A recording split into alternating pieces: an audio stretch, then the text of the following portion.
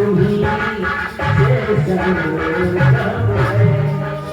जीवन के तारे के मालिक हो तुम आंसुओं से भीगा सावन मेरा खुशियों के खजाने के मालिक हो तुम आंसुओं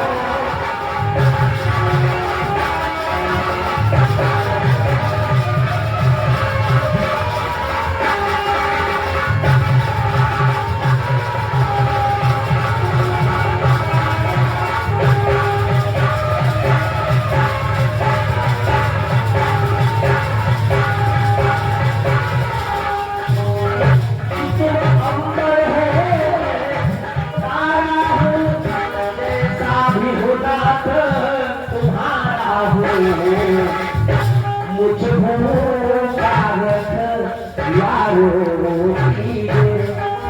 मैं पंछी उड़ाने के मालिक हो आंसुओं से भीगा सावन मेरा खुशियों के खजाने के मालिक हो आंसुओं से भीगा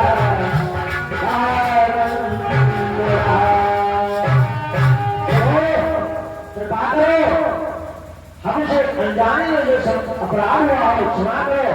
अब मन से भगवान के चरणों में गया।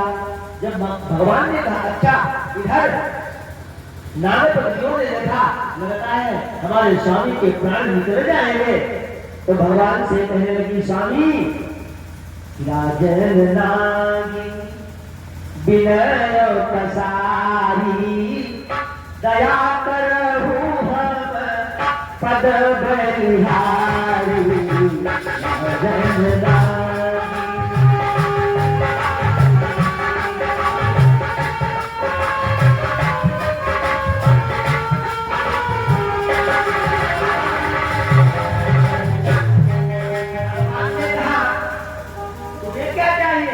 तुम्हें कैसी चीज की आवश्यकता पड़ गई?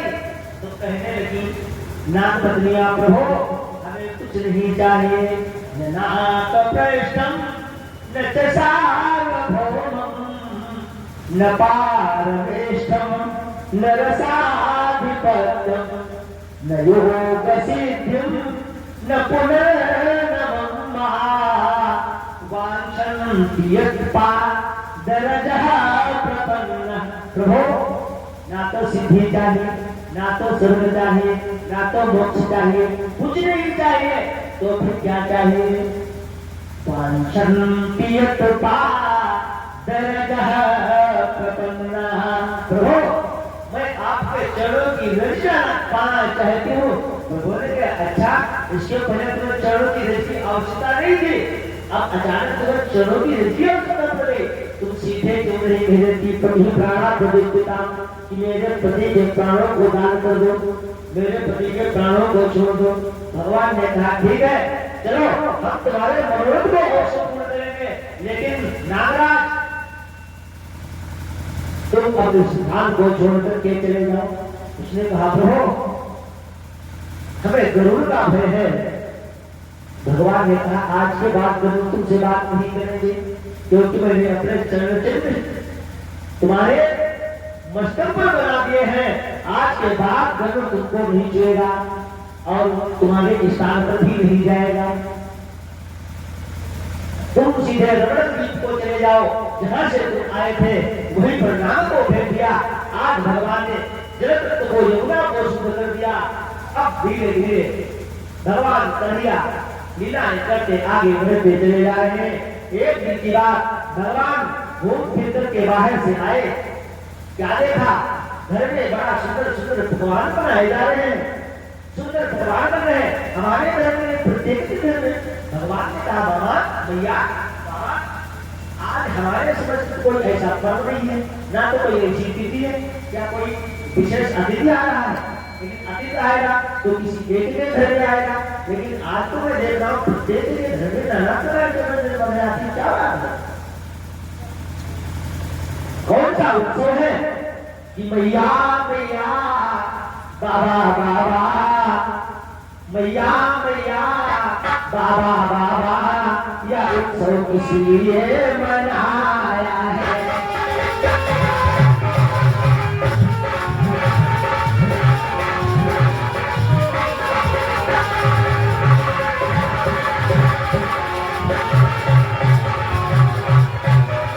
मैया मैया बाबा बाबा यह उत्सव किस लिए मनाया है।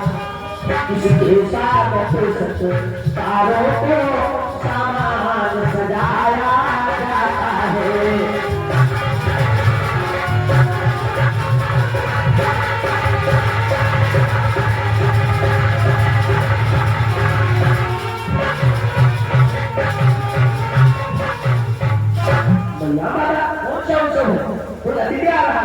इसके आखिर सागर सरकार के प्रकार के बंद है। तो बाबा कहने लगे भैया नहीं तुम्हें नहीं पता है, हमें क्या पता है, हमें बताओगे तभी तो जानेंगे कौन सा उत्सव है। तो कहने लगे कि जिनके हाथों में हम सबका आजीवन पालन पोषण है।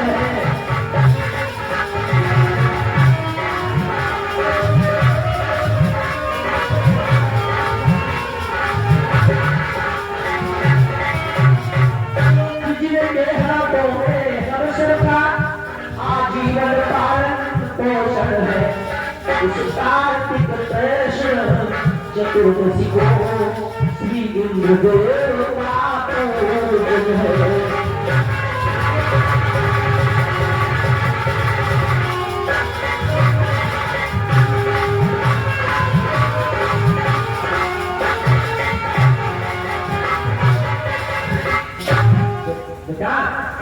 आज कार्तिक कृष्ण चतुर्दशी है। आज करके हम इंद्र के लिए यज्ञ करते हैं, अनुष्ठान करते हैं, पूजन करते हैं, उनका आराधना करते हैं। अच्छा आप इंद्र की पूजा क्यों करते हैं? अरे इंद्र हमारे लिए दृष्टि करते हैं, हमारे लिए सुंदर वातावरण बनाते हैं, सुंदर सुंदर फसलें। अच्छा यदि आपको इसलिए करना पड़ता है हमसे हो गए, लेकिन आपके पास कौन सी कमी है? बाबा आपके पास कौन सी कमी है? सत्यताम में पिता गोरम संभव नौपागतः इंद्रस्य चोदेशः केवलासाधनेवः। आप आगे किस धर्म को पाने के लिए यदि करते हैं, आखिर आपके पास तो किसी वस्तु की कमी नहीं है। बाबा ने कहा हम नहीं सब इसीलिए करते हैं, इंद्र प्रसन्न हो गए तो जब वर्षा होगी, बढ़िया वर्षा होगी तो बढ़िया फसल होगी, सुंदर घास होगी, हमारी गायें खाएंगी तो सुंदर हमको बढ़िया बढ़िया दूध देंगे, हमारा व्यापार बढ़ेगा, समस्त ब्रजवासी खाएंगे। अच्छा इंद्र कब से हो गए देवता? इंद्र मालिक कब से हो गए सृष्टि करने के? या इंद्र कब से मालिक हो गए फसल को उगाने के? ऐसा नहीं है पिताजी। तो बोले क्या है? भगवान ने कहा ये सब कर्म से होता है। प्रधान विश्व करेगा जो जैसे करी सो तैसा फलता।